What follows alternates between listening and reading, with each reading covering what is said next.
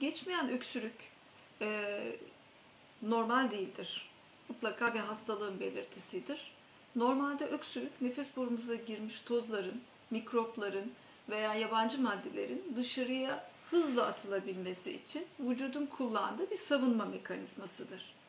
Ama bu devamlı olarak meydana gelmez. O anda nefes borusunu temizlemek için yapılır. Günde birkaç kere arka arkaya 3-4 öksürük insan yapabilir. Ama geçmeyen şekle gelmişse, yani inatçı ve müzmin, bazen arka arkasına dizilmiş, hiç susmaksızın 45 dakika başı birer öksürük olarak gidiyor ise bu kesinlikle altta ciddi bir hastalık olduğunu gösterir.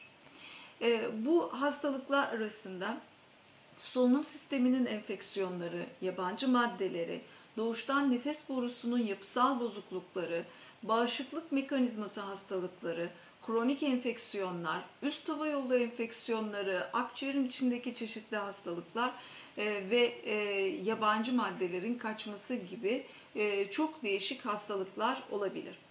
Dolayısıyla akciğerde herhangi bir hastalık birkaç belirtiyle kendini dışarıya vurur. Bunların en başında da öksürük gelir. Dolayısıyla öksürük arka arkaya tekrar ediyorsa mutlaka altta ciddi bir hastalık vardır. Vücudun bir imdat sinyalidir öksürük.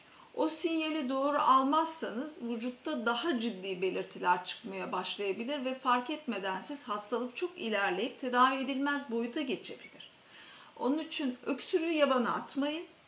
Tek tük öksürükler değil, insanın normalde boğazını temizlemek için yaptığı öksürükler değil, inatçı ve geçmeyen, kronikleşmiş müzmin öksürükleri çok ciddiye alınız ve mutlaka araştırınız.